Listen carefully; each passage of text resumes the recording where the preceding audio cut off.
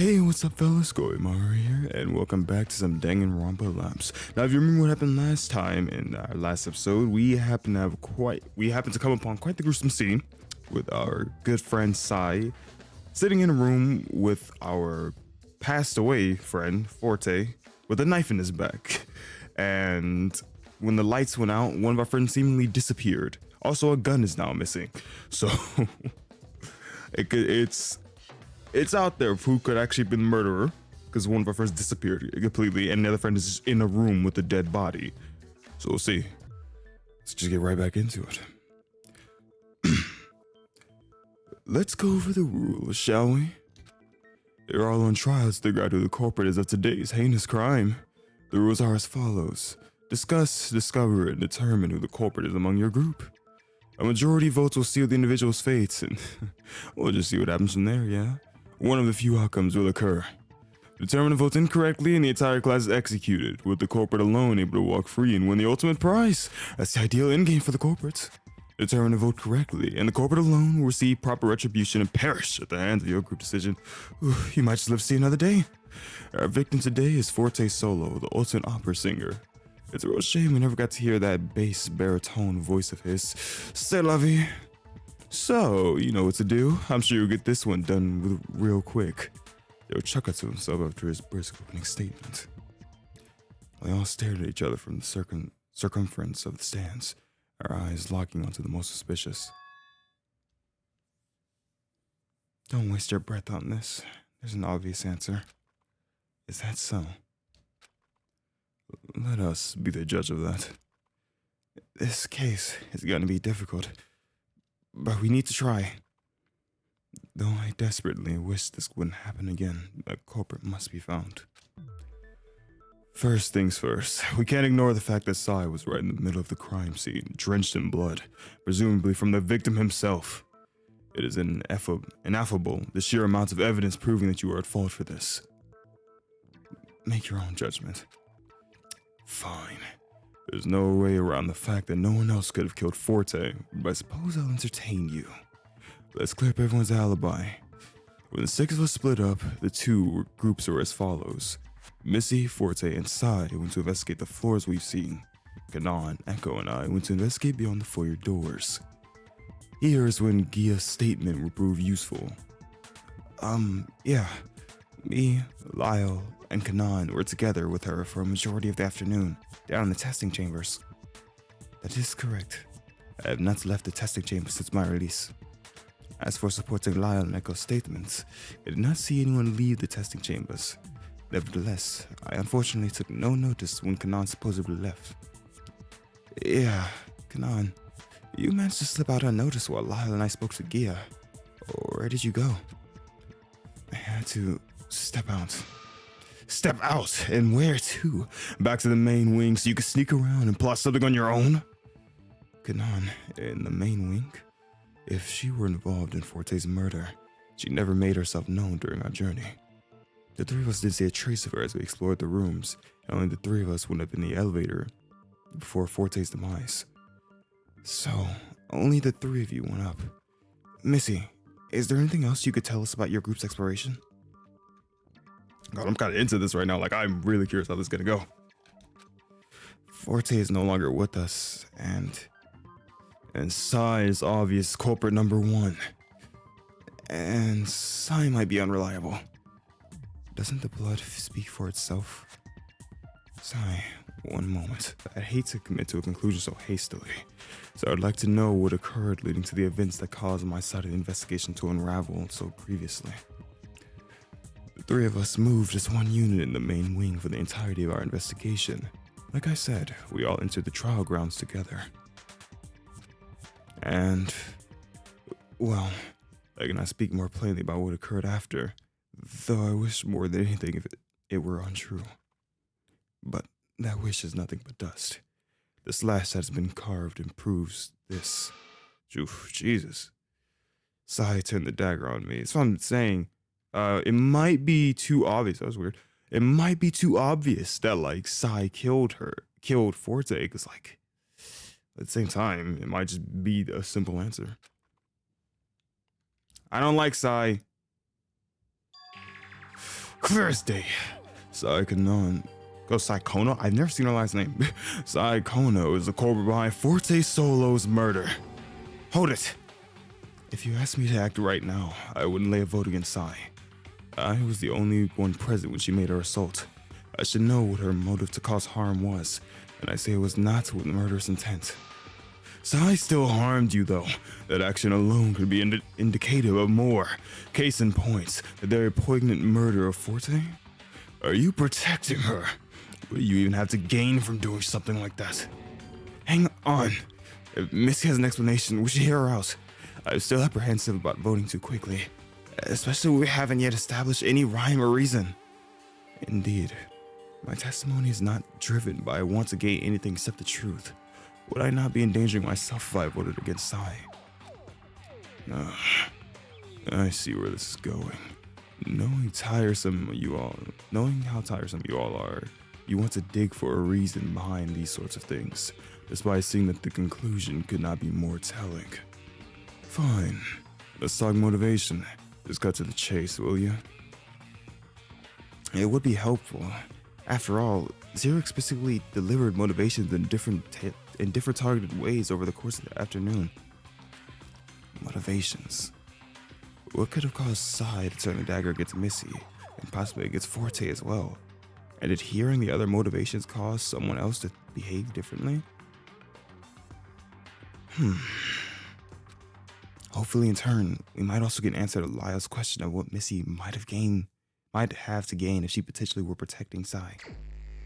Let's begin. Alright. Let's see what everyone has to say about their specific motives. My motive? It was a photograph. That's not, I don't even know. Yeah, we know that much.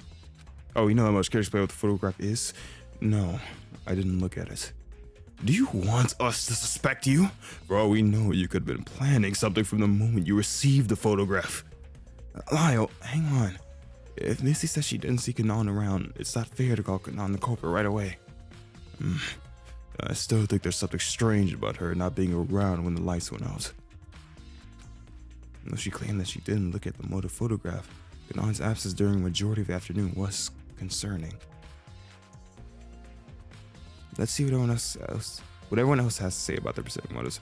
Alright, since I just clicked these for some extra flavor, not flavor, but just class shot to unravel more. My motive along with Kanan's was delivered shortly after our two groups parted ways.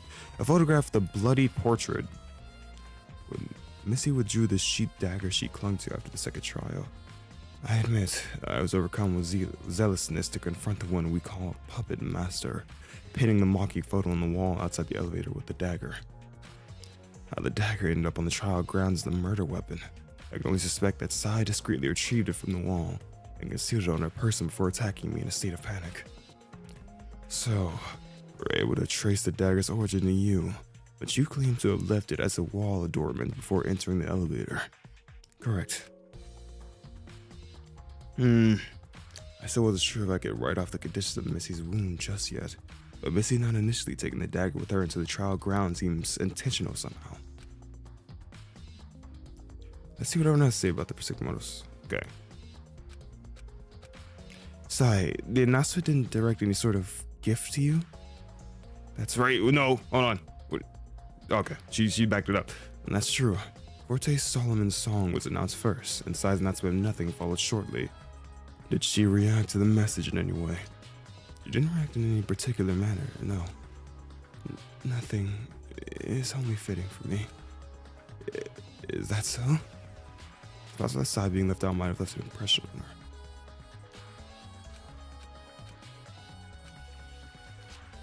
And Lyle, your motive.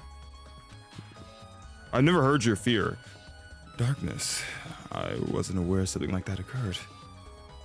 Yeah, but if you don't have any remembrance of it, it might have lasted for the duration of when you were knocked out. I see. What does my motive have to do with the case anyway?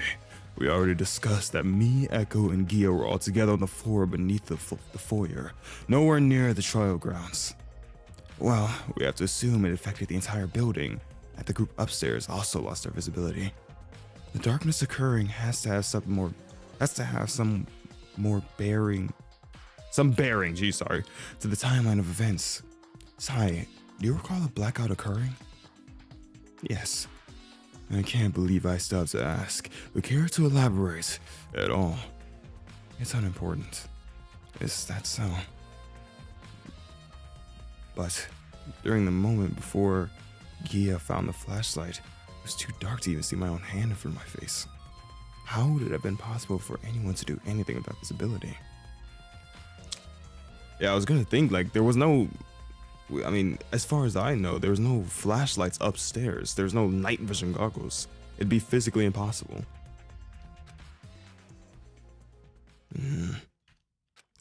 Based on the murder scene, we had a glaringly obvious culprit. But none of us could understand why Sai would act in such a way to make things more confusing. Sai is the only one without a properly delivered motive. The timing and respective intensity of each individual motive. It's a little tough to follow which ones are and aren't relevant. Though, now that I think about it, what if announcing them was the purpose, the motives? What? Announcing the motives? But why would someone else's motive affect anyone but the person it's meant for? Well, I was just thinking, I didn't receive a personalized motive either, but to hear that everyone got something that would try to provoke them to murder, wouldn't that be frightening? To hear who has motives and a reason to kill, you'd feel tormented that others could turn on you. It's a really good point I didn't even think of. That's all I could think of. Sai received her motive last, at least before Lyle's blackout. In that case, we're back to square one. Sai is the culprit. You just explained the reason why she would be motivated to kill, despite not receiving a personalized motive herself. She heard all the motives previous to hers and must have been shaken by the potential of everyone turning on her. That's pretty possible. Well, it's possible, but... No buts. If you need more proof, let's move on. With the advent of Missy's claim of Sai's attack in mind, the next topic is obvious. That is, the state of Forte's body. Yeah, the victim report was extremely non-specific, more than previous. Vague on purpose, most likely. There were an innumerable amount of stab wounds in his abdomen, likely from the dagger before it was finally stuck in his body. Stabbed? I thought... Kanan quickly fell silent. Something you want to share? Oh, that's right. Kanan, you didn't even see the body, did you? No, I didn't see the body. Then, is something wrong? Nothing's wrong. Then why are you so shocked that Forte was stabbed? You clearly know something. Lyle, he's back. I feel like Lyle, we're a good team, but it goes from neutral cop to extremely bad cop. I'm sure you could fill in those roles yourself. Lyle is an absolute attack dog, but I love him for it. But please, Kanan, if you notice something odd, we need your help. Something odd. My help? It's... Whoa! Whoa! Jeez, I was not expecting that. I shot Forte. You did what? Kanan, that's what you were up to. You'd better explain yourself. Not only was the revolver out of Missy's hands when we met up with her, you also have no alibi whatsoever. I would hope Kanan isn't contemptuous at the person you think she is to deny information as critical as this when cornered. But I know as well. When did you come to the foyer? And to what end did the revolver's last bullets entreat to have finally been spent? Kanan freely admitted that she caused harm to Forte, but to know why she meant to do such a thing caused an anticipation to rise in my chest. I've been suspicious of Sai for a while. I'd either a strange intuition or just another strain of bad luck led me on. What made me act was finally seeing that mysterious announcer in the testing chambers. Echo and Lyle discovered Kia, the voice behind Eve, so naturally, the other encapsulated person must be Sai's connection. But what made you suspect Zero and Sai had connection to begin with? I noticed her reaction at the Killing Game announcement. She was transfixed on that voice, as if she heard it before. It's a small detail, but I couldn't shake it. From day one, I've only ever been suspicious of her. By laying low, she was playing the long game. But that plan had to backfire eventually, right? So I slipped out while Gia and Echo and Lyle were talking. I had to investigate my apprehensions about her. Returning to the foyer, I moved warily. But I couldn't find any trace of them on the first floor. The only thing I found was a photo on the floor and a puncture mark in the wall near the elevator. I just missed them. I noticed the elevator was at the trial grounds. I called for the elevator to follow after. Upon arrival, the doors opened and Missy was suddenly flung into the elevator cab with me. She just dropped in, bloodied and her head hung low. I thought she might have been dead. I looked in to see who her assailant was and saw Sai and Forte in the middle of a struggle. Even though Forte had a dagger in his hands, Sai was the one with blood all over her hands. I must have pulled the dagger away from her just after her attack. Can I get a picture of that? Man, it looks cool. Probably not, but dang, it looks cool.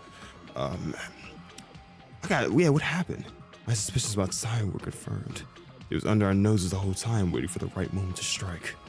Mrs. Revolver had fallen out of her coat pocket. I grabbed it and didn't think twice. I fired towards Sai. Well, I thought I did. The lights went on seconds after, and I couldn't see where my shot landed. I couldn't run in and check either, since the elevator shut in my face, and mechanically returned me and Missy to the foyer. I ran. The shot was fired. Missy was unconscious, and a blackout overtook everything. Does that statement help? There we have it. A confession. What? Wait for what? Is there any reason for us to not accept this as truth? Oh, well, no, but Kanan said she'd fired the revolver. A gun wound? Where? That doesn't explain the lacerations. We can't ignore the one thing the Monokuma file detailed for us. There has to be some relevance. It's within reason for me to doubt that fact. Alright? Oh, I can explain them. What? How? Because I stabbed him in the abdomen after he was shot. What? Why? There's no use hiding it since you confessed. Truthfully, I couldn't believe it at first, but seeing how desperate she was, I ultimately wanted to help Kanan escape. After I witnessed Kanan shoot Forte from the elevator, he fell quickly, and I saw his bracelet turn pink. I realized that because she wasn't with Lyle or Echo, Kanan would be the most likely implicated as the culprit, so I did what I had to do. I stabbed Forte's body several times near the gunshot wound to conceal it, making it look like he had died of blood loss from lacerations rather than the shots. That's a big reason why the Monokuma file, it never said he died from stab wounds, it just said that he died. Oh wow. And since I was the only one on the trial grounds, the blame would be redirected to me. After all, Kanan wants to leave just as much as any of us. Why not give her the advantage? No way. So Kanan became the culprits without even seeing her victim fall. Is that it? I can't argue with that. I didn't even see whether or not he died. But you're just going to accept it? All I know is that I fired a shot and someone ended up dead. What else is there to say? And unfortunately, as far as we know, the surrounding conditions of Forte's death are indisputable. And Sai is the only eyewitness. But is that really all there is to it? Given that I ultimately wound up in the foyer, it stands to reason that Kanan indeed visited the trial grounds, causing the elevator cab to go up and bring me back down after the assault. Any witness that did not find the revolver on my person after I woke. I can't argue with that, but listen to you. It's all been laid out on the table. I'm not hiding anything this time. You want to keep going with this discussion because oh crap, I missed that. I have news for you. These trials are full of impossible to accept facts. I'm sorry for continuing this vicious cycle. Don't you allow me to leave with whatever is left of my dignity. Just let me receive my punishment already. No, That's not it at all. I just... If there's something bothering you, just spit it out already. Couldn't help but think there was something missing. I was racking my head for an answer, for something. The story just feels off to me. I just don't know why. Everything is out in the open. What else is there to deliberate? Nothing. Don't be a coward and just vote me off already. If there's no proof of another culprit, you're just endangering yourself with an incorrect vote. I'm sure there's something else we could talk about that could save you. Ganon, don't you care that you could be executed? Of course I care. But who am I to argue with the facts? They're impossible to dispute. You don't know that. You don't know that. You just took a shot at him. You know, you're not that bad of a shot that you shot. Sai said that she saw the shot fired and she started stabbing him all around the abdomen to mask the shot. Could you really have missed a shot so bad that was aimed at Sai that you meant to shoot him in his abdomen? Can't be right. It's my punishment, isn't it? It's only fair that I get what I deserve. I can't fight it.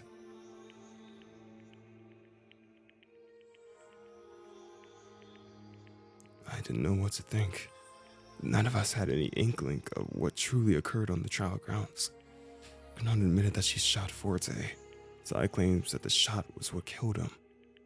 Sai masked the gun by stabbing Forte several times, allowing Ganon a clean getaway. Since Ganon unexpectedly confessed, there was no reason for Sai to keep secret the fact that she disturbed the crime scene, making it appear the way it did. All I could do was take her word as truth, right? Ganon and Sai's testimonies were the only things we had to work with, yet I couldn't help but feel like there was much more to this. I was struggling to find the truth in this trial, but would it lead me to a dead end? A dead end? Missy said something like that when I went with her and Forte the first time. We ran to a dead end of sorts when we were investigating the courtroom. We couldn't find Zero or any other hints. And then we were all killed by one shortly after. Something inexplicable occurred as my consciousness faded. I returned to the time before we split into two groups. This time I went with Lyle's group. I had information I never could have known if I didn't go with Missy's group first. I knew the testing chamber's code somehow, and that Pandora's incubated sister was Gia, the ultimate cartographer. Was it possible that I needed to pursue this dead end? I grit my teeth. I had an absurd idea. This discussion is over. There's nothing wrong. Ganon is the culprit. I looked over my classmate who had all the same painted startled expression at the finality of my decision. All of them were shocked except Sai. That's right. Nothing is wrong. Zero was suddenly obliged, calling forward the vote screens to the other students. Everyone was dumbfounded, but no option laid before them. Only one vote was to be made.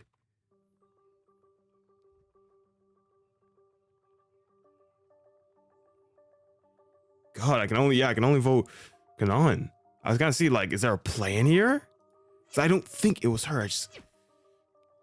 Let me vote side. No. Sorry, Ganon. Unless Echo's plan, the absurd idea is to hope that he dies in hopes that it's gonna rewind time again. I can't even say that. Ganon. Thanks for all your hard work. The room shook as the walls behind Ganon opened to reveal its dark depths. Ganon herself simply turned from her place at the stands and walked to the shadow. This is it. I fled from the stand, my feet pounding as they carried me toward the hallway beyond the walls. What on earth are you doing? I paid no attention to Gia's call. I was pursuing that dead end. I slipped in, Gia's startled exclamation along with the others' shocked cries echoing the halls for the walls shut. My head was thoracic for fear. Each breath I took was heavier than the last. Go, Echo! I threw myself into an execution. Ganon! Ghostly stepped forward. A veil of darkness caused me to lose all my bearings. Echo, what the heck are you doing here? I chased after Ganon's voice, each step taking enormous effort as I fought against all my instincts of self-preservation. This isn't right. What do you mean? You all voted for this. This is my punishment, isn't it? I was closing in on her. That's right. It is your punishment. This is everyone's punishment. Wait, what? Whirring machinery clicked into place as bursts of lights flooded the room. Powerful lights bled through my closed eyelids, burning the back of my head. With each flash, the sound of an object darting through the air hit the floor before us, each shot approaching our very location. No, no, no. Kanan's cry pealed out amidst the sound of gunfire? Oh, wow. All I could see between the fiery flashes was a silhouette of her body convulsed violently, each hit pulling her body apart. A sharp object nearly darted past me, tearing through my coat and breaking skin. Blood began to ooze from the cut. I heard Kanan's collapse before me. I started toward the sound and tried to find her, guiding my hand through the darkness in vain. Ah! Pins pricked my hands. Needles? I stared, felt around at the ground and picked one up. It was a small and invisible thing on its own, but when shot at high speeds, the needles became lethal. Another series of flashes fired up, blinding me. Between flashes, I saw the mangled body that used to be Kanan, now a disfigured, bloody mess. The metallic taste of blood filled my mouth and I began to choke. A sharp pain melted its way through my throat. I buckled immediately. Pangs of anguish overwhelmed my senses. If I was wrong about this, I was terribly, absurdly, ridiculously wrong. And I just put my life in danger for nothing. But... My God, the plan was really to die. Following this dead end, there had to be something strange. I lost my grip on the situation. I only felt pain. The terrible sensation sank into my blood. An inflaming ache rushed through every inch of my body.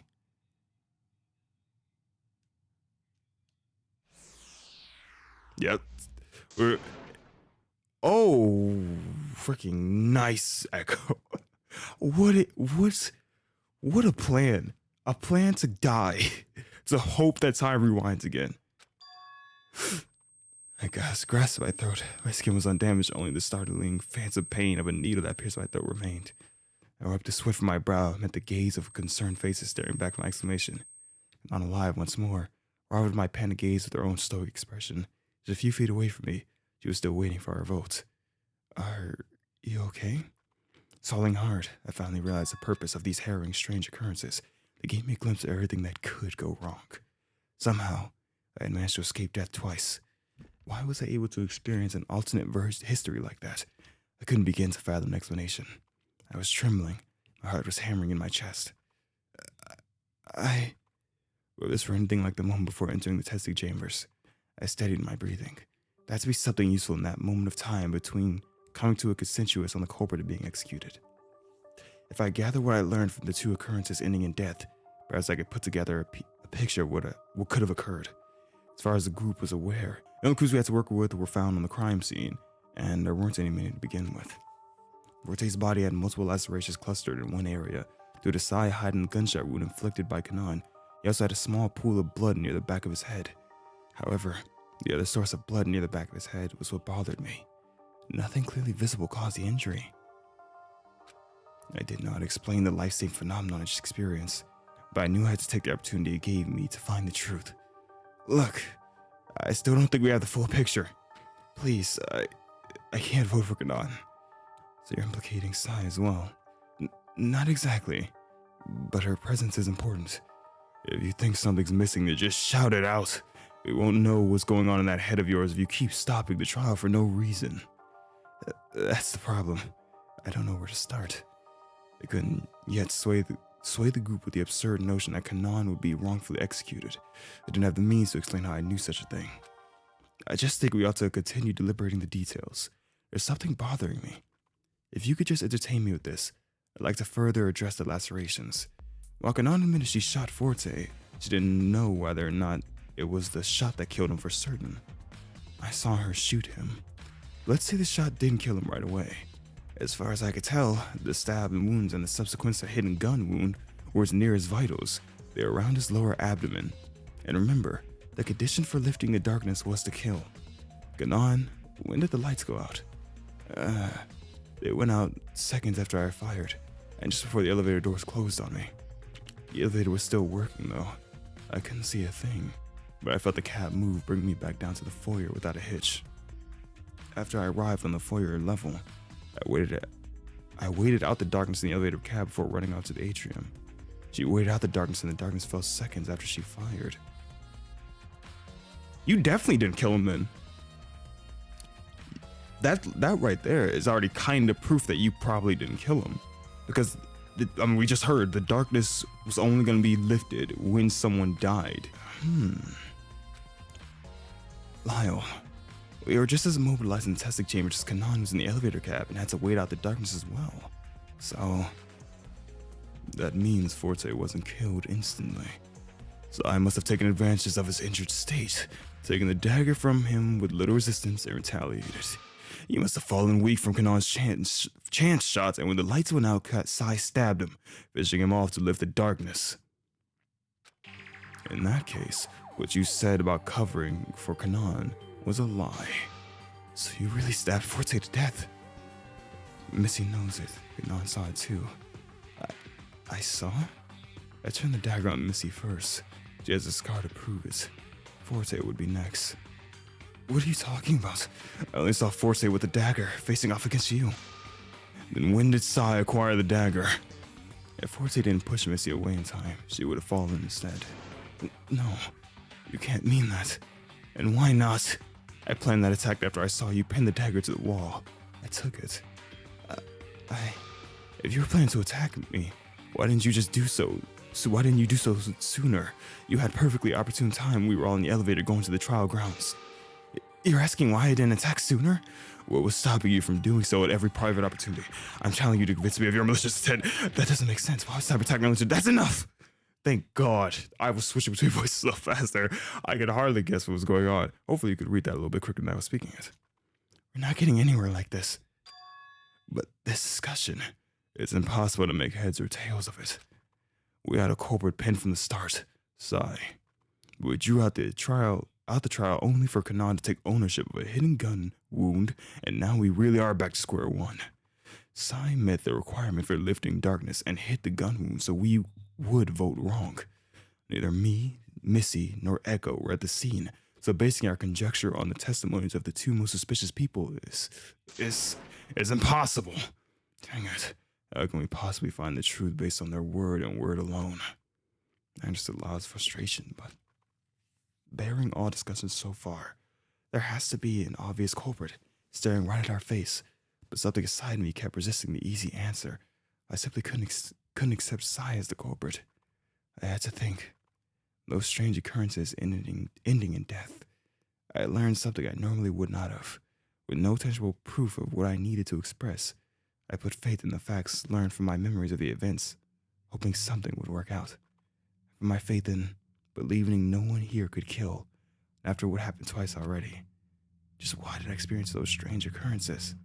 In the two scenarios, my life was gravely threatened, and yet I still stood here with the memories of those events. After all, they had to happen for a reason, right? It was far-fetched, but I had to utilize what I had learned, with hopes that the facts learned would guide me in the right direction. Okay, here we go. This is like the quiz thing of how well is our memory, so let's do this well. I have to think about what I've come to know. The information I learned when we visited Cyrus' room, it was about the killing game. The game was an experiment to see who would survive and win to overcome other ultimate students.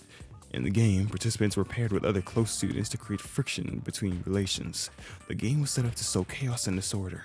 Sai was listed alongside the former student, Akihiko, known to us now as Zero. After Missy, Forte, and I came to a dead end in our search, we discovered Kanan had been killed. Missy and Forte fell shortly after. Then I, the last one standing, heard the voice of the assailant, Sai. She pleaded for escape, but in my near-death haze, I could recall Zero himself telling Sai, "You don't want the prize." That even after eliminating everyone, killing wasn't the answer. I was whisked back in time somehow, back to the decision that would bring me to this point, alive. Those were things I learned before falling to my demise. Falling for a sparse moment, that is. Finding new life mysteriously breathed into me. I wandered a different path, utilizing information I had learned from my previous experience. and that information had led us here to contemplate another murder. Foolish to think that the experiment would be my last, as I would come to relive near death once again when our discussion became deadlocked. Yeah, god dang. This time I risked emulating that strange dead-end occurrence to pursue the thing I believe was missing from Forte's murder. It was a brief experience, but I saw the method Zero used to dispose of Kanan. A small, near-invisible needle shot at high speed, and little else before returning here. The truth felt close, but I felt an apprehension rising in my chest. Sai, tell me, what happened after Kanan shot Forte? What happened? I stabbed Forte. How many times do I have to tell you? You stabbed Forte? Did you kill him? Isn't it obvious? It's not.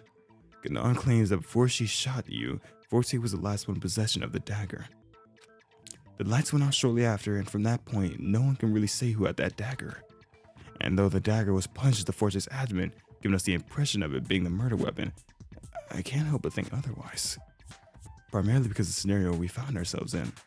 It was constant pressure put upon us with personalized motives spread throughout our exploration. That is, until Lyle's final personalized motive. With the heavy darkness to stroke our fear, we'd be scrambling so someone acted maliciously from the previous set pressure. But I couldn't even see my own hand in front of my face, let alone begin to think of a plan to kill someone to get away with it, so to carry it out to fruition would be near impossible. And if the entire building was indeed plunged in such thick darkness, I can't help but think, how could any of us have killed Forte? That's interesting phrasing. Yeah, where do you want to? Recall when our group split, Zero mentioned something interesting. So you all decided to split up, huh? That's alright, no sweat off my back, figuratively speaking, of course. Thanks to your fancy bracelets, I can still locate where you are. There's no escaping for you quite yet. It seems he was able to know our whereabouts within the building. In this case, he was able to locate us from our bracelets. Are you implying that Zero has taken moves to actively, though discreetly, participate in the game with us? There's no going back. Yes, I believe Zero might have had a hand in killing Forte. That's nonsense. Have you lost your mind? Where are you getting this theory? I know you want us to entertain you, but this is a little much, isn't it? Lyle, please. I know it's a lot to ask, but I want you to trust me. I like to hear where you're getting this funny idea as well, Echo. Lyle's leer burned through me, but it fell silent and allowed me to continue. I must be observing my next unpredictable move, just like when I suggested knowing the testing chamber's code. Zero idly gazed back at me, a complete poker face, masking whatever scheme he was plotting. I felt a strange sense of conviction that connecting an execution method with the mysterious pool of blood that was behind Forte's head would lead me to the answer I was seeking.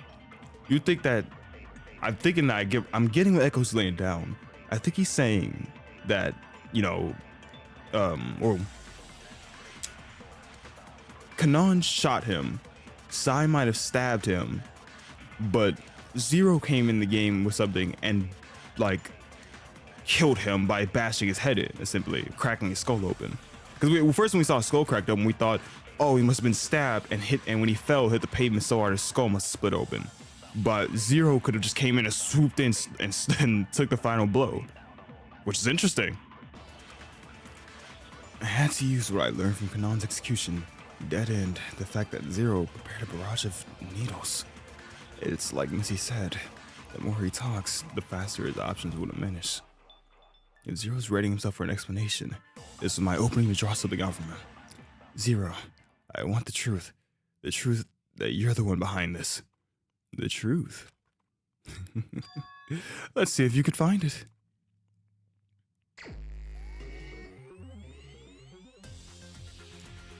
You're making a ridiculous accusation, you know. How could I have possibly killed a student? I can only operate from within the courtroom. His body was in the courtroom. Zero is goading me. His voice is unwavering, but there's a statement somewhere that I can use. Oh! Yeah, his body's in the courtroom. Yes, as far as we've seen, you can only operate from within the courtroom. That's where the body turned up, isn't it? Dang. That much was obvious. They had not summoned us to the courtroom, and there's no evidence of the crime being moved from one place to another. God dang it. Well, oh no, what would you suppose I could have killed him with? The only weapon available was the dagger, so I admitted to using it. I definitely didn't electrocute you supersonic. Basically, there's nothing in the courtroom that shows I had anything to do with this. Location.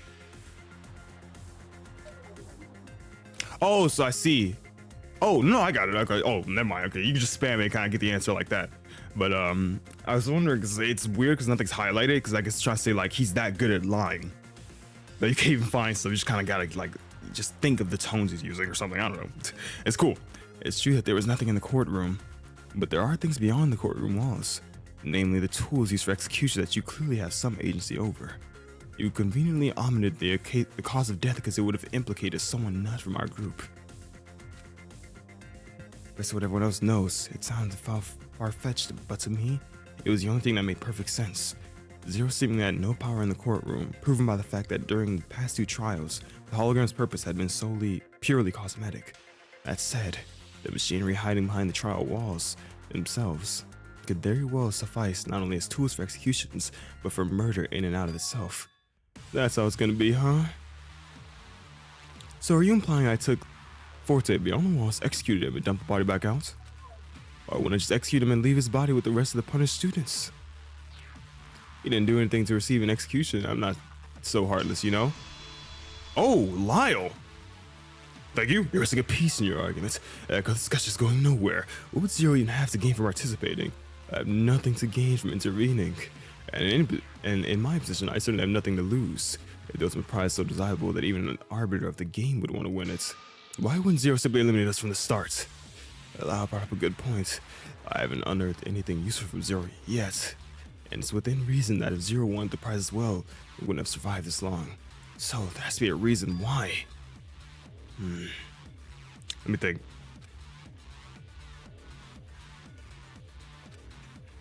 Nothing to lose. That's what I was kind of thinking. Nothing to lose? Hang on. Nothing to lose? The location method was clear to me, but the motivation stumped me. I had to concentrate. If Zero had nothing gained by executing us all, why did he only now carry out a plan to murder one of the game participants? If he had nothing to gain, there must be something he didn't want to lose, something he wanted to keep. Something or someone? Yeah, someone. Zero and Sai, they have some sort of connection. That their connection would become the motive I'm looking for. I could not notice seeing Forte with the dagger last, just before the lights went out. Then Sai is unscathed and the room showed no signs of a gunshot in the wall. It's clear Forte must have taken the shot. If Forte had the dagger the entire time, he could have used it against Sai. And if Zero were observing his offense against her, he would have reason to consider Forte a threat to Sai. That has to be it. Nice. It's possible for me to assert with any certainty what exactly occurred in the courtroom. However, I could think of one reason why it happened. Yeah, right. And it's not for the ultimate prize. Like Lyle said, if the ultimate prize was so desirable, why wouldn't Zero get rid of us all from the beginning? In that case, when the ultimate prize has nothing to do with why Zero acted, although he isn't strictly a participant, he's still involved. That involvement is something connecting us as the participants to him as an overseer.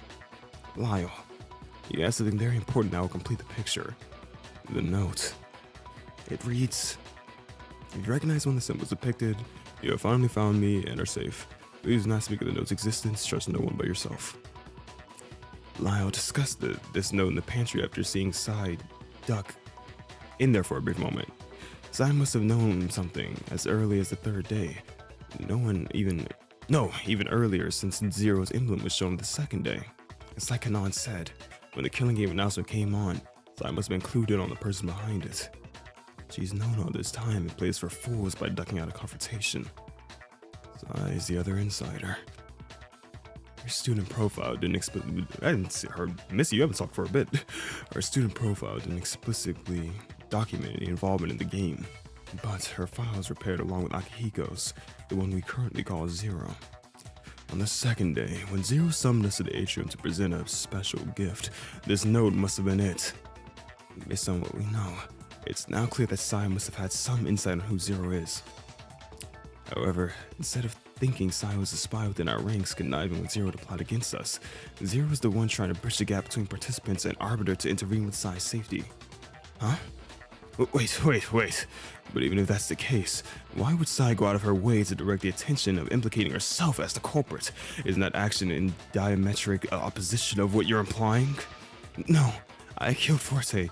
He deserved it after all. She would be forsaking her own safety by placing the blame on herself, the false culprit causing us to vote incorrectly and inevitably causing us all to die. Zero has nothing to do with it. What Sai did to Forte during this trial was on her own volition, shattering the connection between her and Zero. If he killed to keep her safe, she completely threw the sentiment out the window.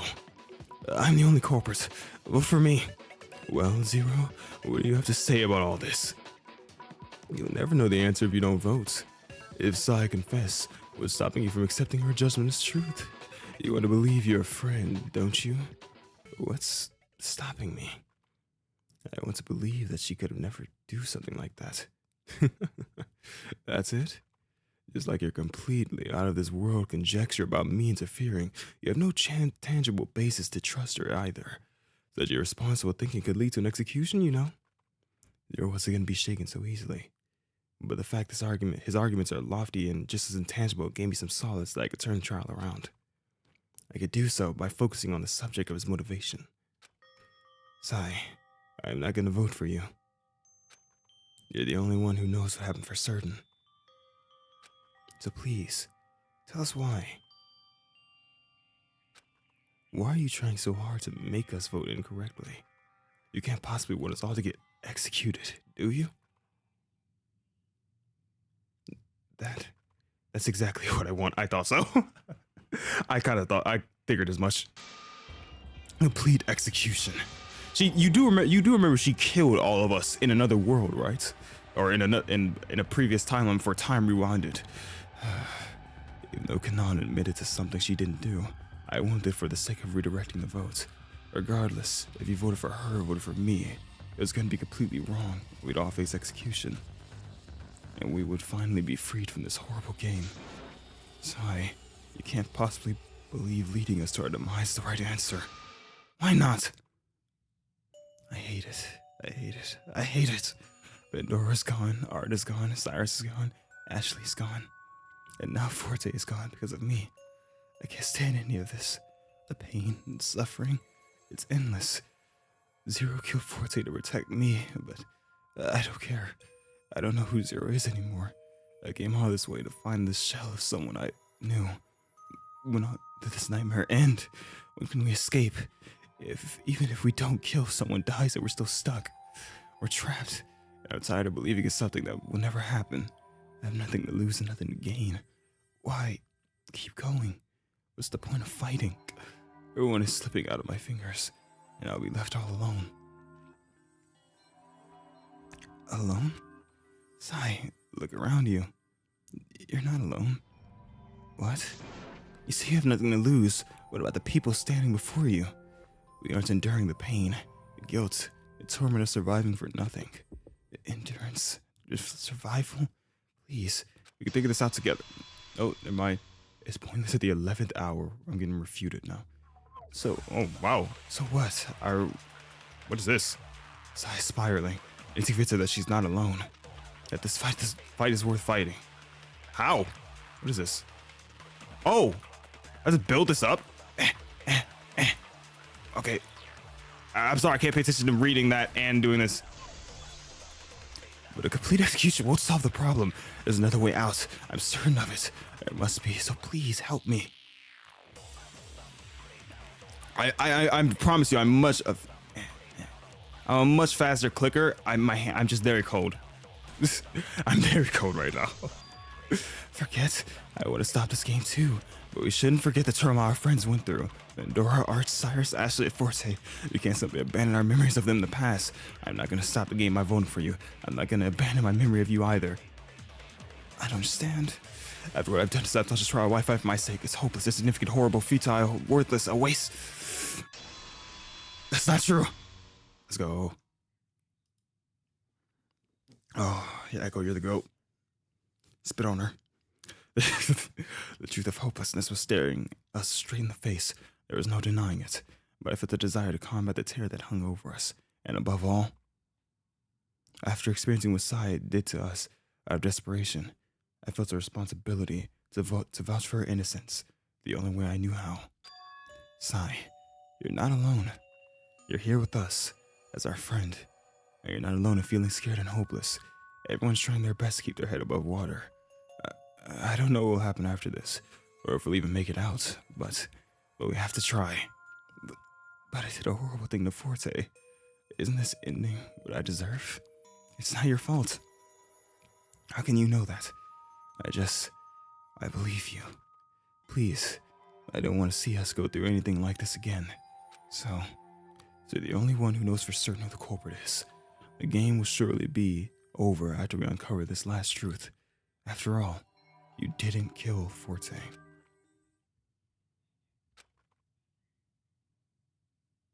How could I? Of course I didn't kill him. I was so scared. Let's go. Echo was right about the motives. The fact that little by little, everyone was being pushed some way or another into distress. I felt the pressure mounting. Oh, Jesus. I felt the pressure mounting. Who was to know what sort of motive would be delivered? I took the dagger to protect myself. I couldn't possibly know what was going on in anyone's head after those motives, could I? I was even relieved that I didn't get a motive because I couldn't help but think about everyone else's. That everyone would be given a reason to turn on one another. And when Forte said he would take matters in his own hands, I feared for my life. I froze after I slashed at Missy and he overtook the dagger. What Kanan saw was only half the story. He did appear to have the advantage over me, but it was just performance. A performance for the only possible person in the audience.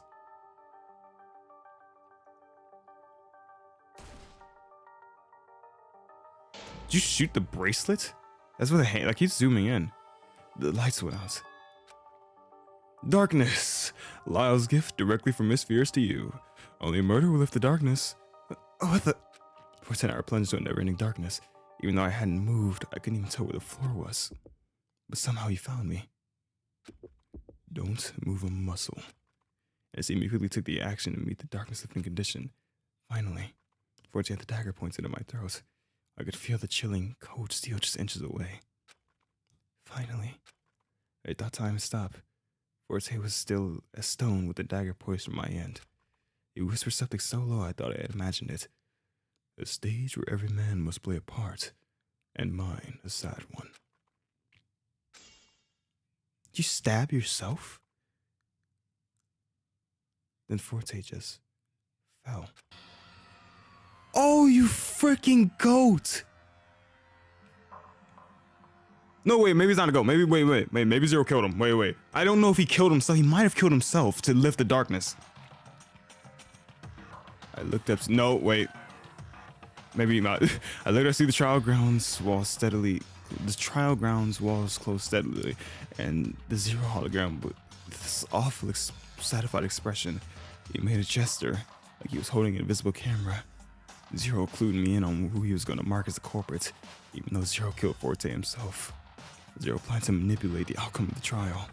I could see the trial play out in my head. Forte's gun wound would have just been this decisive clue. The pool behind his head probably thought to just be from falling impact. Sicko. I couldn't believe it. Forte was killed because of me.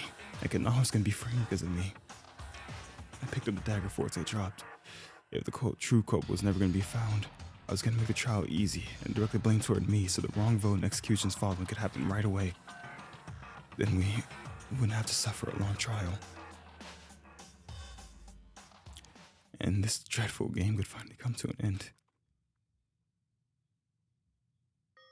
After all, it's my fault Forte was pushed to do such a thing to himself. Killing is the only answer here. So he was forced into a corner, using me as bait to sacrifice himself to Zero. He went through those lengths for me. Oh, he still is a goat. God dang it, Forte, I love you, man. It really did seem like he always had everyone's best intentions in life and even in death. I gotta name my child Forte. Seriously, he went through those lengths for me. Why didn't he just kill me and be done with it?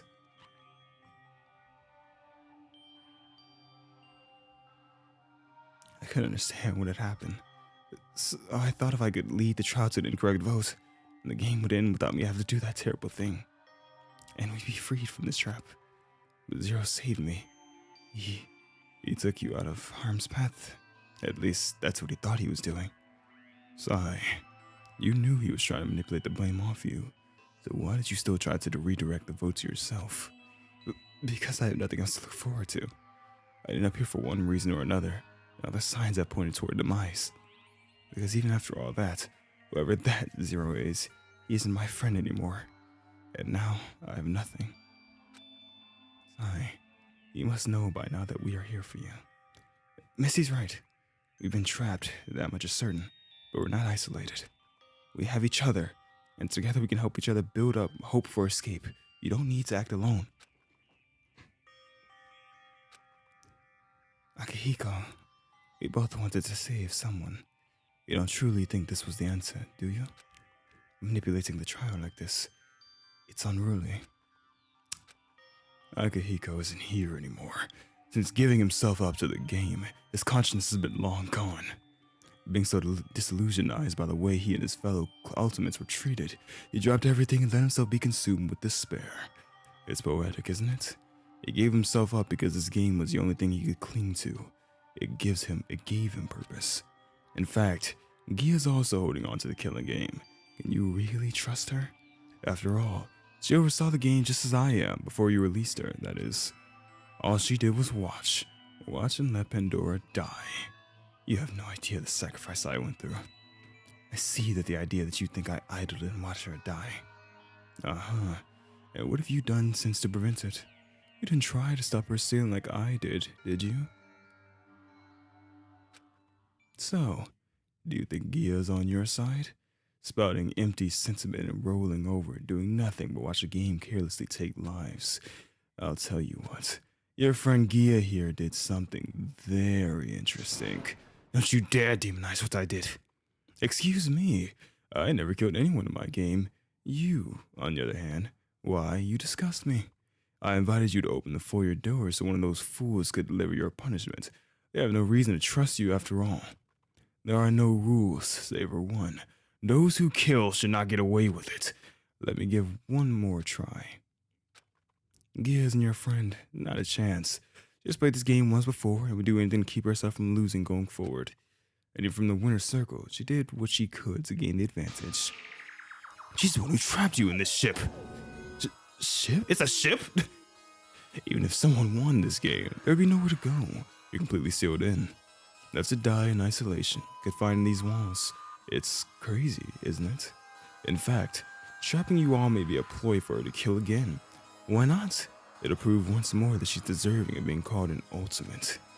You don't understand. I did what I had to do. Oh, of course I don't understand. You're the one giving hope to these people, but all you've done is cause trouble. Unfortunately for you, I control what occurs in this vicious cycle. And I'm using this power to keep Sai safe. Keep me safe? You should never have brought me here in the first place. I know. I was tricked. This game is a farce.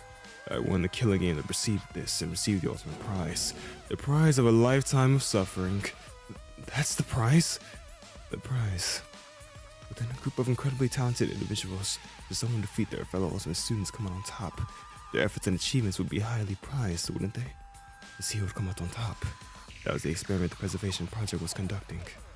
The project wanted to gather the very best of the best, for the sake of the future, as it were. The spare program had ruined whatever semblance of Akihiko remained, creating this Zero persona. Zero was the false name you ran under in the previous game after all. It's no surprise to me that it's being used again under the guise of a killing game operator. Despite that, Akihiko's will to protect Sai persists in Zero memory. Forte must have taken the risk to see whether or not the entity connected to Sai would act. I hardly recognize him anymore. His voice is the same, but I don't know who that is anymore. There's no trace left. That's right. He's a shell of his former self. The game and all its terrors now inhabit the ultimate radio host.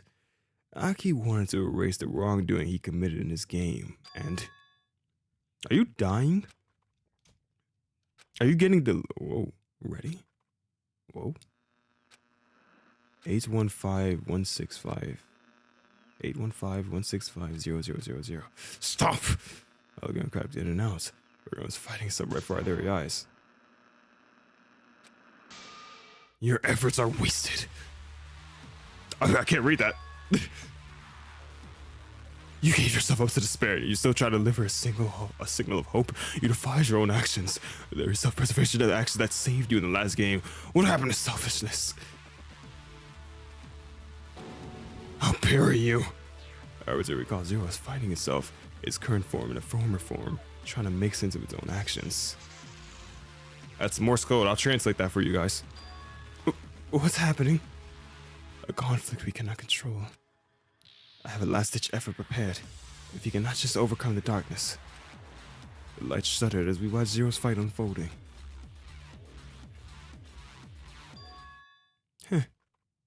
Zero entity fought his way to dominance, greeting us with its haunting grin. Well. I guess you caught me, eh? Fine, the jig is up.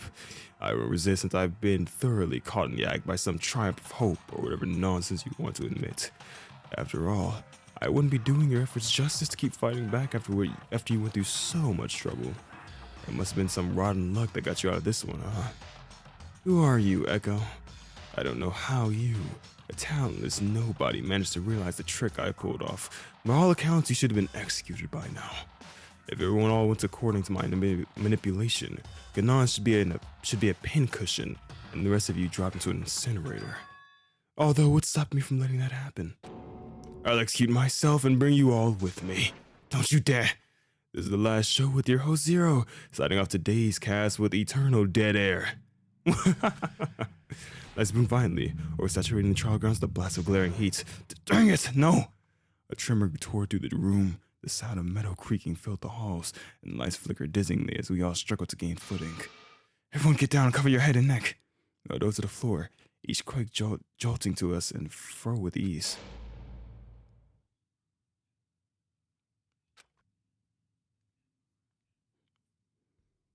The shaking came down to a low rumble, and the ground eventually settled into stillness once more. The lights returned to a dim glow, and the five of us cautiously rose to our feet. The trial grounds were quiet. Where's that bastard Zero? Lau leapt to his feet, darting around the trial grounds. This man just started looking for him. Are you alright? A concerned static field hologram of Gia illuminated the room. We're fine, no thanks to you. I'm sorry. I didn't anticipate the superstructure would have buckled under the pressure. Seeing as Zero overloaded the systems, the adverse effect of his self-inflicted execution may have sped up the process. What are you talking about? That doesn't explain where you were and why you're never helpful. Lyle, come on. We're all fine, aren't we? Hope got onto her feet, and Missy did the same with a sigh. Are you okay, Ganon? A little shaky. I'm in one piece. Thanks. Missy, Sai? We're alright. That is a relief to hear. So that's it, alright? Huh? Zero is gone. The game is over. We're done here, aren't we? So let's get the heck out of here. Hang on. Sure, he's gone, but there's so many more unanswered questions. First of all, he said we're on a ship. Even if we get out, we're still stuck drifting out on the sea. Even if there was a wholly unknown testing chambers below us this entire time, it's within reason that there's a helm under here hidden somewhere as well. That's a good point, yeah. Gia, was it? He said you were responsible for such a thing. Is this true? Gia sighed. I will answer your questions in due time. For now, I would like to ask that you all rest for a spell before coming down to the testing chambers. It's been a long few days for you all. What? Unless you jumped ship through a concealed exit passageway while our guard is down? No way. Lyle, I understand your desire to push forward, but a break would allow us to sort out our thoughts. Please, I'm not going anywhere. I will await your arrival. Gia's hologram clips out as the rest of us shuffle idly. Lyle huffs and shrugs as he made his way to the elevator. Looks like that was the end. There was no vote, no execution, just the end. Although Zero's destruction provided some relief, I still felt left uneasy. There was still so much uncertainty that was lurking before us. I sighed. The rest of us followed Lyle into the elevator, and together we returned to the foyer. Us remaining 5 students left the trial grounds in shadows for good. At least we finally hit a stopping point where we know no more murders will happen. This is not the group is this the group I expected to be at the end? I always knew, I think I said the first episode, I know Lyle's making it to the end of this game. I'm assuming this is the final chapter, which is probably going to be about like an hour as well. So I guess I'll end here because, I mean, this is probably going to be, the next episode is probably going to be the final Danganronpa Lapse video. Oh my god, it's going to be crazy. Yeah, the next one's probably going to be the very last one. Hey, let me read a little more though. I'm sorry, I'm loving this. Lyle, Missy, Kanan, Sai, and myself. Only 5 of us remained. A group cut brutally in half by the game we were forced to participate in found its final survivors. In that very same order, we trudged out of the elevator cab and returned to the foyer.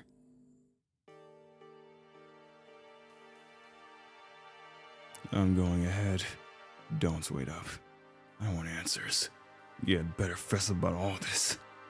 Hang on, Lyle. I want to talk to her first. Alone. Why? I just need to know why she gave me a talent. How could she know something like that? Something I'm not even aware of. Why me? Please? I need to know what's going on. Alright. But being an ultimate student isn't all it's talked up to be. It's a world of misfortune. I know. Now I shuffled off the foyer doors to entryway. As the students stood by as well, see, no one's quite ready to go down. What was going through everyone's minds right now. Again, I know I should end it because I know we're kind of getting to the point. Let me at least talk to everyone and then we'll end it. Sai, are you okay? I'm sorry. I didn't know what to do. I didn't know anyone cared. The only answer I could see was to have it all come to an end, once and for all. If we died, we wouldn't have to suffer anymore.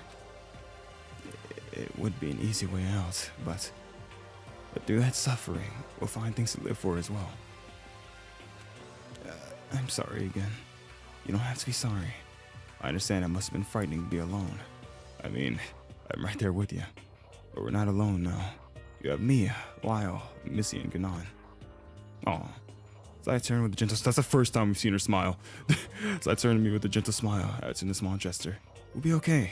We'll make it out of here soon enough. It's strange. When you say we'll be okay, it feels like it'd be true. But what comes next? I don't know. I want to see Ashley's father. I think I have a responsibility to tell him what happened to her. And after that...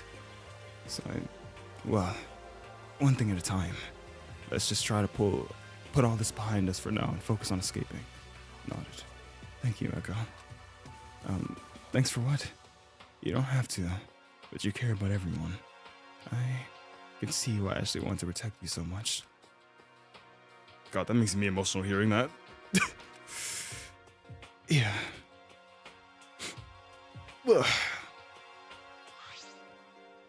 Kanan, are you okay? I don't know. Bitter nails. That's the only expression taking over. Maybe it's guilt or something, but something in me wishes I did actually kill Forte. Why? I don't want to sit with this feeling. This melancholy I'm feeling right now. I always told myself that I was just a spectator whenever I took photos. It was just easier to detach myself from the emotion of the subject. There's something more tolerable than seeing someone else experience what's occurring in a photo. But it was thanks to you that we found the answer in those awful trials. I guess. And you didn't actually kill him with a gunshot either, so there's no reason to feel guilty. It's not that simple. I know. But you shouldn't wallow in those what-if feelings. It's too painful to just bottle it up. You helped us out a lot. Really. I suppose. But I never wanted to get so involved. I never got the opportunity to do so before all this, but I want to apologize properly after I turned your photo down. Don't worry about it. In fact, just forget it. I didn't particularly like the photo anyway. No, I shouldn't have been so harsh. Except my hands in my coat pocket. Huh? Still have it. Still broken. So I found a torn photo in my pocket. I lined two halves together. Here. You should keep it. I know you weren't really close with anyone, but... Well, I just hope you know we still think of you as a friend. Okay, we took 2 pieces from me inside. Thanks. Let's get out of here alive. And Missy. So the game's over. Oh, that was me.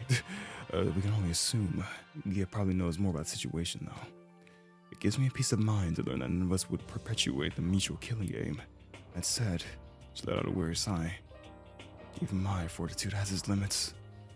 You say that no one would perpetrate it, but Sai tried to further the game, didn't she? She went so far as to hurt you. Would you believe me if I said I didn't feel malice in her actions? Huh? Fear is a fiercely powerful tool that shakes us out of our most rational thoughts. The threat of life strikes the heart of any primal existence, doesn't it? Chalk it up to a knee-jerk reaction that posed a potential dangerous question that caused Sai to react sporadically. Remember, she did have the dagger for a period of time before entering the trial. She could have taken any open opportunity if she were driven by malice. An odd move, but it was her move nonetheless. And my move will be to forgive it. What move is next for us, do you think? Bessie pondered the question for a minute. No idea. We will reach land, presumably with Gia's assistance. But once we're there, that myriad of options are laid before us. Do we rejoin family? Do we make moves to seek out the Preservation Project group? Do we attempt to find the next of kin for those who died during the game? The future is uncertain. Yeah. If we start small, we'll know where to go next, though. Let's focus our energy on escaping first. I could not have said it better myself. Are you going or what? Yeah, I don't know what to expect. I believe Gia will be willing to talk, if that's what you're worried about. He has been isolated in testing chambers, for what I imagine must have been a long time. Yeah, but do you think this all could have been avoided? There's no use dwelling on that right now. What's done is done. We should push forward. Man. Oh! Oh no, I should just keep playing. Never mind, we're in the epilogue. Never mind, let me just keep playing. Thank God I didn't end this and we'd have like a 10-20 minute video next thing. Congratulations. The rest of the class has been eliminated thanks to your tireless efforts. So I did it, eh? Yeah, Zero. You won the ultimate prize. But may I ask you something? Why did you use an alias? Isn't it obvious? This game's all about distrust. A fake name to stir up trouble, of course. If anyone told me their name was Zero, I would scream out that they are lying. That's the most obvious fake name I've ever heard. It was too easy. I see. By utilizing that distrust, you earn yourself the final prize, Zero. Or rather, Akihiko Quartz, the ultimate radio host. I did it. The prize is yours. You rightfully won your place and will join your friends in the winner circles. You have become one of them. Huh? You have become the ultimate prize. Hold on. What are you talking about? Join her. That's Gia. This is where she's been? She's been with us, benefiting the world. That can't be right. And you will soon become another prize ultimate student alongside her. No. No, no, no.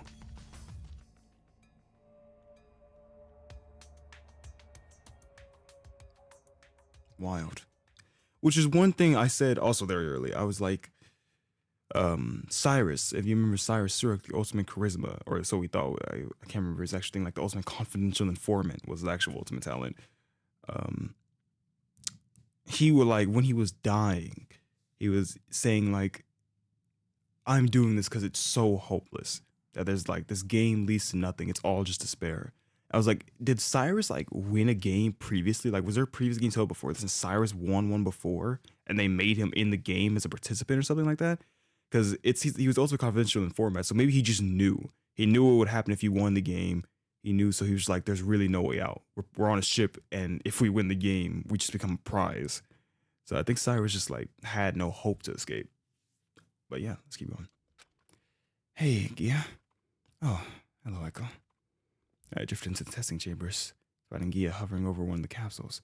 A look of misery darkened her face. Is Zero like, is it was critical before? Is he just dead now? Are you okay? Gia sniffed as she stared at the capsule containing Akiko's body. It was impossible to tell if he was breathing, let alone alive. I'll be fine. I was just recalling something. Where are the others? Oh, they're upstairs. I wanted to talk to you alone. You remained silent, awaiting my next sentence. But I didn't know where to start. She noticed my hesitance and left her place in front of the capsule. She gestured for me to sit at the workstation chair. She paced slowly in front of me. I want to save real quick because I just want to save near the end, actually, rather than saving the trial. You must have lots of questions. But first, if you'll spare me a moment to share my story. I nodded. I was curious to know what possibly led her to this place. The Preservation Project's killing game, known as an endeavor to create the ultimate prize. Distrust is to be expected on day one. I can actually take a picture. The roster was always specifically curated to create pairs, testing the bonds between people. The crux of the game relies on broken bonds, applying pressure and motivation to spark the fire. From there, everything following will stroke the flames and catalyze. But seeing as so many of you still survived, despite the remaining time, I wondered what went differently. Nonetheless, I must say I am pleased with the results. I realize it's very difficult to find hope in things in the darkest times, especially as when our minds wander, thoughts lead astray, distorted by fear. As a cartographer, I create maps of the places on our Earth that are far greater than my own being. The vast plains, the pulsing sea, the tunnelling caves. To search something in the greater picture for an ultimate good beyond my perceived world of existence. It's difficult. I realize Pandora and I are very different. She searched for the individuals as I searched the world. However, we were looking to spark and inspire the same thing, hope. Despair will control your lives if you let the fear and darkness of your hearts run amok. If you allow those inklings to escape, thoughts of terror will command the reins. How are we to combat such intrusions? Well, answers may vary wildly. Nevertheless, there are strategies and resistance. So I must admit something. The very thing that might be plaguing your concerns, your talent, your memory, I fabricated it in an attempt to foil Zero's preconceptions of the game's participants. My eyes widened. I had no words. The notion of an intangible talent like that was meant to play the part of a placebo in your mind. A talent Zero couldn't test the abilities of. One only you can measure. I had hoped it would give you some peace of mind, what with your words of not belonging. But memory? Not exactly. To give the technical term, if you had the talent pertaining to memory, you'd have been deemed the ultimate. I've seen that word, can't remember how to say it. Minimostness? However, to give a sufficient title would prompt Zero to test it. I could not allow it. What kind of test would he have given? The most immediately telling test would be speed cards. You are given a deck of shuffle cards in which you recite back all 52 in exact order as fast as possible. If you were an ultimate student, that fact would have been quickly dashed or proven with one simple test, and my counterattack against Zero would have failed. What? That said, I was purposely non-specific in bestowing the ultimate memory upon you. I had hopes it would gel with Cyrus' falsified talent of charisma. I admit, it was an interesting decision he made with that one. Wait. Although I had not been speaking, I felt breathless. So, I was just a tool? It was a stone dropped my stomach. No, a tool is a far cry from what I would call you. You exhibited a strength I did not expect, which was the ability to see through Zero's ploy. Strength? And more importantly, you saved your fellow students. You are a wild card, like Persona, or perhaps you do indeed with a special ability. You maintain your constitution even under immense pressure and stress. Stop! Gia was shocked and silence at my outburst. Gia, I understand that you must have been through a lot as well. I really do. But to manipulate me? Us around this game as pawns? Isn't that too cruel? Isn't that action itself becoming just as bad as the people who trapped you here in the first place? Utilizing ultimate students as a means to an end? You are a product of their tests. You should know better than anyone to toy people's lives. Gia clenched her hands together, and her eyes fell into a glazed state. I could see her straining to adjust her thoughts. She blinked slowly, and her gaze met mine once again. I apologize. Putting you all through this. It wasn't meant to happen. It's true. I failed to cultivate the hope required to withstand pressures from the killing game. I failed Aki in the end. It's not that. I think you need to take a step back. People aren't just instruments to be molded for use. As far as I've seen, everyone here, ultimate student notwithstanding, has the potential to inspire hope. But we won't get anywhere by recklessly pulling strings, nor will we get any results by forcing a result. And the Gia was silent and unmoving, as if she were holding her breath. I'm sorry. I never understood Pandora's methods, but I think I now see what she was doing. Her ways of inspiring hope would start small, and would crescendo and grow into something more powerful. Why did I not see it until now? It's too late to mourn the past. Perhaps some things are just meant to happen. All we can do is take small steps forward to the future, each moment after. Yes, I nodded. She fell silent once again. Her expression was tight, her head wilted, heavy with regret.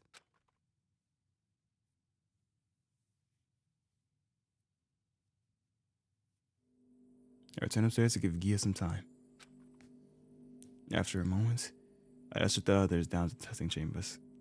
When I came back, Gia was back at the workstation, focused on the monitors once more.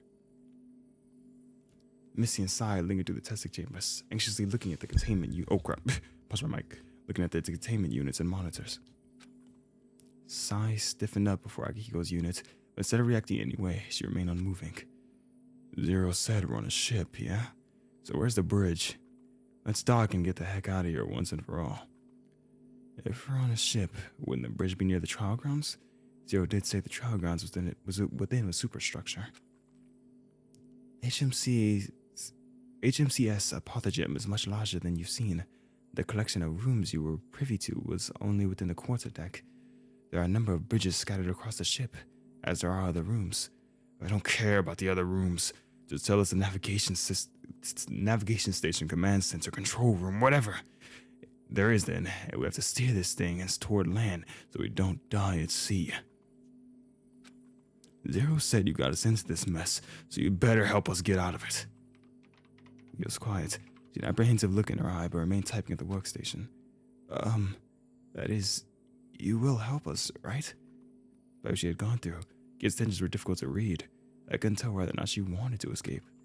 Gia's directed our attention to the several monitors and pulled up several images of... I can't see a thing in these monitors. Are we in a submarine? What is this? What are you showing us? Wait, what is that?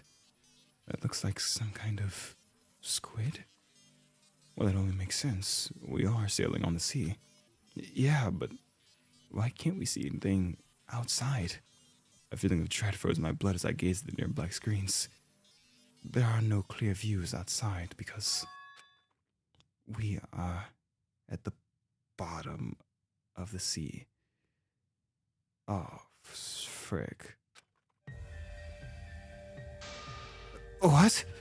I scuttled this ship. I did what I believe would be the most beneficial thing for us all trapped here. That can't be. The atrium and trial grounds have both revealed the change of sky to us throughout the day. Simple glass projections. This ship is equipped with bleeding-edge technology. This comes to no surprise, seeing as this engineer is also an ultimate student. And how exactly did you think seeing us all was going to help? What were you really planning? To bring us to our deaths at the bottom of the sea? We've been fooled again. It's nothing like that. This side prevented another group of students from falling into the hands of the Preservation Project experiments. Yeah, tell us, what is the Preservation Project? I gulped. Even after all this time, I wasn't sure if I truly wanted to hear what the project was. Preservation Project, it's a group that provides safe housing for ultimate students, protecting them from whatever could endanger them from utilizing their talents proper.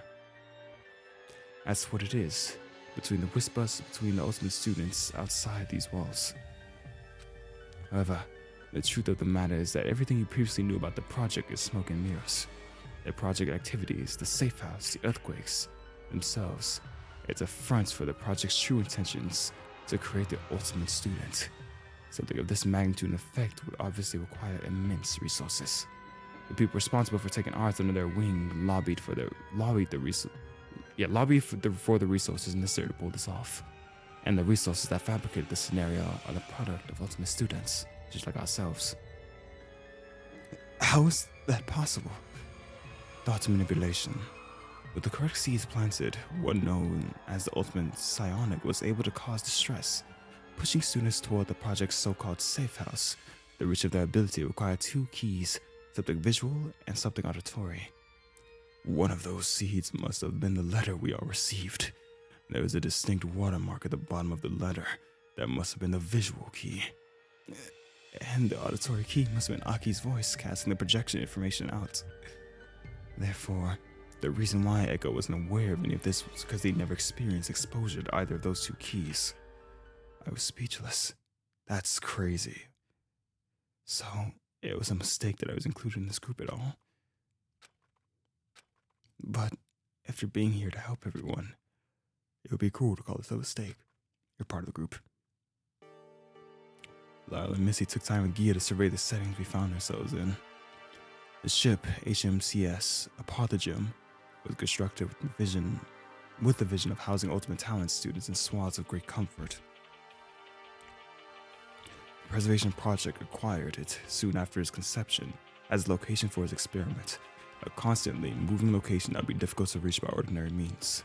The conductors of the experiment were situated offshore to prevent loss of people in their own ranks.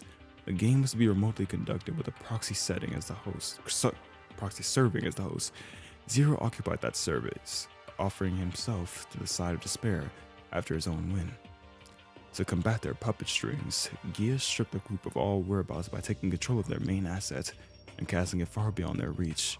Our underwater demise sat 3,000 meters beneath the pulsing icy pressure of the North Atlantic Ocean. The closest land was the shore of Greenland. The situation felt bleak, but Gia reassured us that somehow she had prepared for this. She ideally wished to be able to save everyone. Regardless, 5 survivors was still victory in her eyes. Gia's unrelenting search throughout the testing chamber's database revealed little about the Preservation Project group. She was frustrated, but determined still. Though she was a winner, there had been others that had been removed from the testing chambers due to poor health or experiment overextension. Even among the array of winners, she had little company. The 6 of us were steeped in thought as Gia continued employing herself in her search for knowledge. But it seemed that nothing damningly confidential was saved on location. Exasperated at the lack of further information on the private group that held her captive, Gia suddenly threw up her arms in defeat. We should leave. There's nothing more I can do here. I wish to attack the land sites and other subsequent and lurking agents. I nodded. Lao managed to stay patient this long and readied himself in anticipation to aid in proper escape. Missy returned again after a short visit to retrieve the personal files Cyrus had. Ganon was still as ever. We stood to exit the testing chambers, but Cyrus remained lost in thought. What about him? It was clear she didn't know how to address her lost friend turned despair vessel. Gia paused. Her eyes cast a dark downward gaze. There's no denying it. Zero. Aki is no longer with us. Her voice was stern. Gia turned toward the door without breaking her step. Wait! What is it?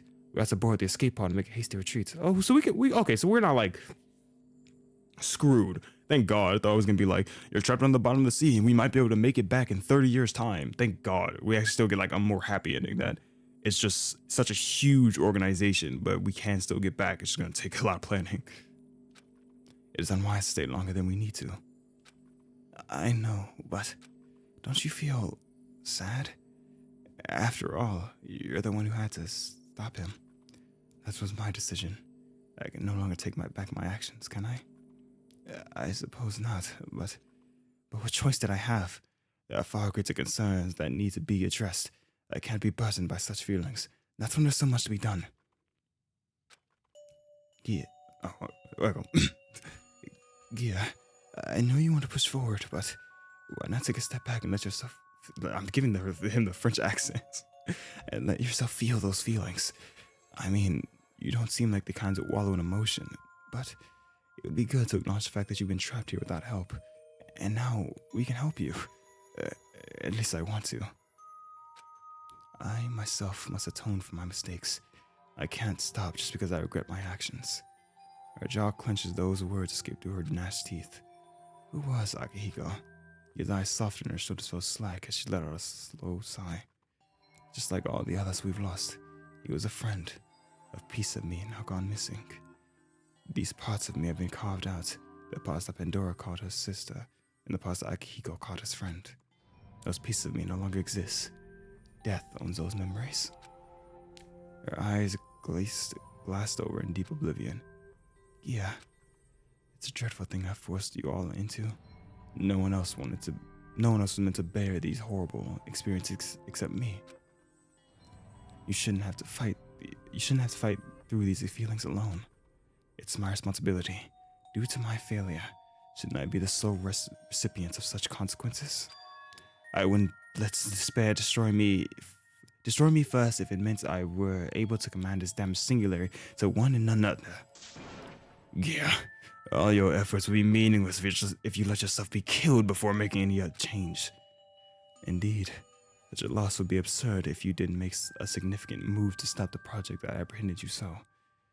And while I don't know what it means to you, but I still have this. Just a small golden disc. Oh, it's the freaking watch. So don't let despair consume you yet. We're depending on you, just as you can depend on us. The room was still. I could hear the blood pumping in my ears as Gia pondered her purpose. Of course. Viva la guerra eternalia. I butchered that, I apologize, but I will translate that as well for you. Leaving the testing chambers, Gia led us to the elevator. Similarly to the infirmary, the opposite side of the elevator cab doors opened to reveal a long, dark hallway. The six of us trudged through the industrial hallway in hushed conversation. Gia led the way. I followed close, and everyone else was bunched together behind, as if they were still unsure whether Gia was trustworthy or not. Gia, I have to know something. Why did you nurse Ashley back to health just before execution? You had to have known that she was a culprit, right? I was kind of wondering that too. I didn't wish to leave you two on poor terms. What? I observed, but I recall correctly that you and Ashley were on little speaking terms just before she went to confront Cyrus. Yeah, but it was clear to me that Ashley was powerfully driven, that nothing would stop her when she set her mind to something, and that something in this case was putting your well-being above her own. Why she did that, I of course cannot say. You ought to know better than I. I do. So from the blow of the inevitable, I tried in all earnest to bring her back to see a familiar face one more time. The hallway seemed to stretch forever. Echo. You are quite brave. Brave? In the past days, you stood tall against the face of so much anguish. What are you talking about? I'm not brave. I'm just trying to fend off these awful feelings. I can't stop thinking about what Ashley did for me. Would it not be easier to cast away the memories of those past? You need those memories. Forgetting what happened here would be depraving them of their last memory. Pardon me. Let out a pathetic scoff. Isn't it weaker to cling to outcomes that we can't change anymore? I wouldn't go that far. The fact remains, Pandora was inspired. She saw something special about you. Is that so? Like a candle, a small flame creates a vignette of salvation to cut through darkness, all while steadily burning their wax bodies away. That said, the next torch awaits even the slightest bit of fire. We turned a corner and were met with a hatch door. I climbed to the escape pod. Oh!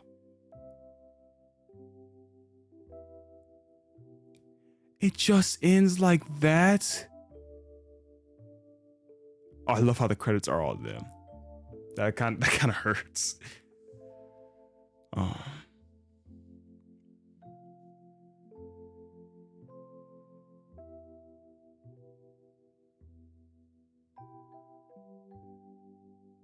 When did Lyle smile? Maybe when he was talking to Art. I think after Art died, it really changed Lyle, so we were like to give that more serious demeanor.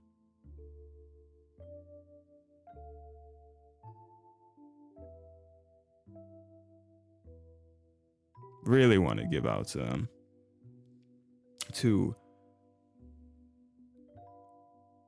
Oh my God! Is there only 3 people that worked on this game? There's just 3 people.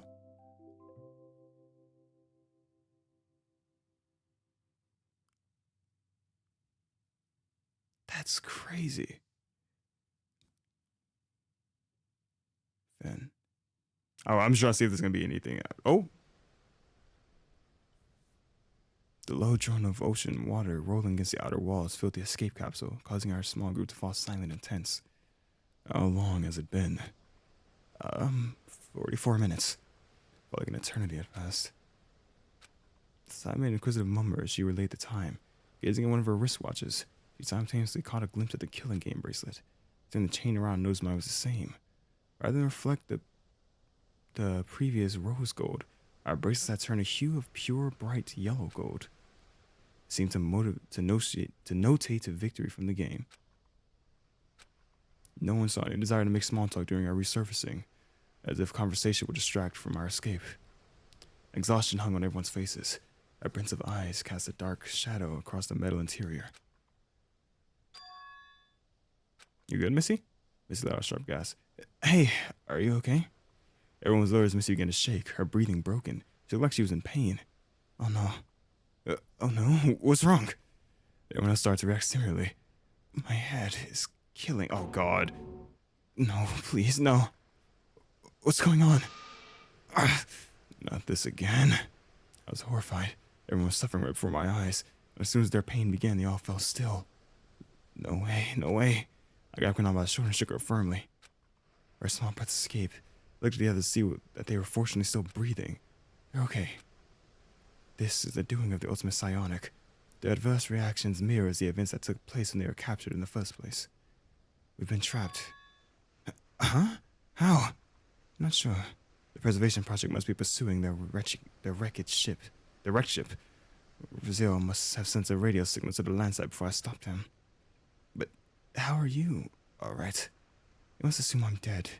A regrettable assumption for them. I was speechless. Just when I thought it was over, a new complication threw itself before our escape. And me? Gia looked at me with raised eyebrows. She was surprised. You're lucky. I'm the ultimate lucky student. Kanan, Lyle, Missy, and Sai were all in an unresponsive state. It seems they were rendered unconscious. At least they're okay. I was just like, please don't just kill them all.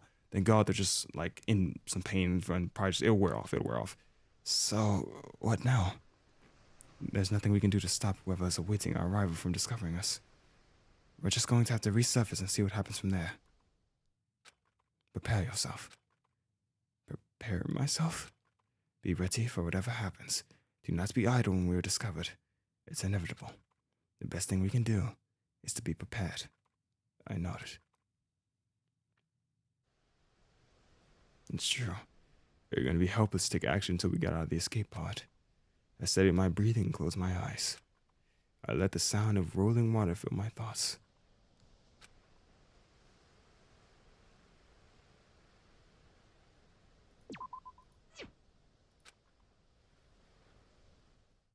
And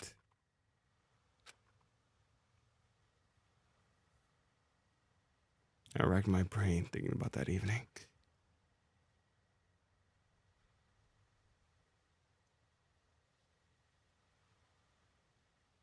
Alright, thanks for the lift. And be careful with your ankle. I can't believe you're insistent on driving even though it's broken. My ankle was broken, huh? It's weird.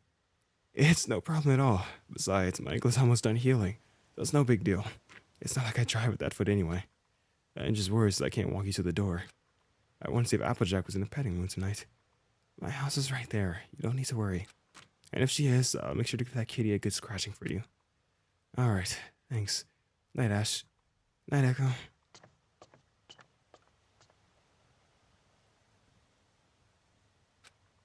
Her porch light hasn't turned on. She usually turns it on for a minute, so I know she made it in, but I should get out and see what's going on. Ow.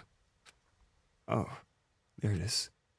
Well, time to get back.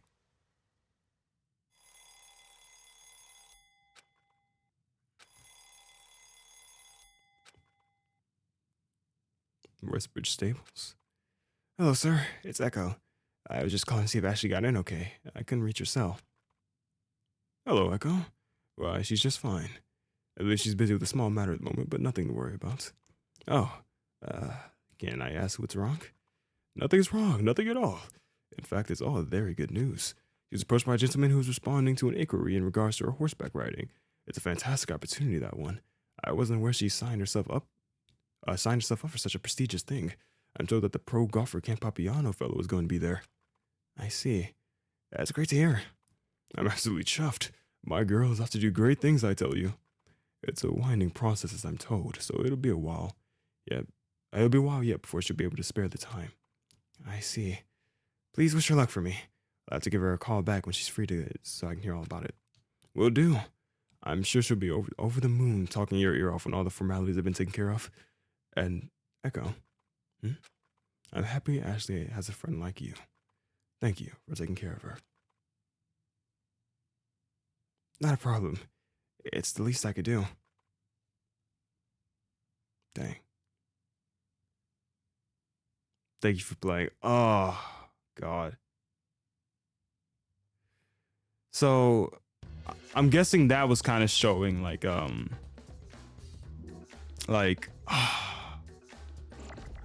on. There's out for a second. I'm guessing that, well, was that showing, because it says, like, Echo was about to, he was about to get out of his car, and then he saw the porch light turn on. But when we woke up in the school, the last thing Echo could remember was that he woke up and never saw her porch light come on. That was the last thing he remembered. So I guess he did make it home and actually gave a call to them where he realized that, that actually might have taken place before. That actually might have taken place before, for all I know. Because I remember when it said Echo was in the car, somebody had grabbed him and like gas or something in his car. So I guess that took place like before where he first learned or heard about that. Maybe. That I don't know for sure. But let's just say this game was incredible. I did not expect to complete it tonight. Almost 2 hours, but I did not expect to complete it. My God, this game was incredible. Especially seeing that it was only made. This is only made by 3 people. 3 people sat and made this game, and you can see that it's a big inspiration from it is definitely the Nonary games. 9 people, 9 doors, 9 escapes, something like that. I think that's the kind of how it goes. A big inspiration was definitely from that, because you can kind of tell with similar plot lines, like with Echo being able to go back in time and stuff like that, which they never expand upon fully, or never even say actually what it is. But I still think it's a really cool thing. Yeah, man, I don't know. Okay, well, let's actually give a conclusive thing of me, just so you don't just hear me gushing. I love the game. I think the characters, the designs, and the way the story was taking place was so interesting. Every trial really kept me guessing on what could the answer be, because I had no idea at some points and really had to piece it together little by little. So it was really amazing. The characters were something like, at first I didn't like a lot of the characters. Like Lyle, I was like, oh God, Lyle's just gonna be a pain, because he just seemed like such a dick. But then like Lyle, over time, as stuff happening, he became a more open and very likable character, because he was also like Echo's always been really insecure in the game. He had like imposter syndrome, that he felt like he didn't belong with all the greats. But Lyle felt like that all he could be was one of the greats. That like he felt that his whole life the puzzle master defined him. Because no one ever cared about him outside of him being the ultimate puzzle master. And Art thought the same thing, that his ultimate talent was, which is just a hobby of his, got ruined for him because people so desperately wanted him to be the ultimate.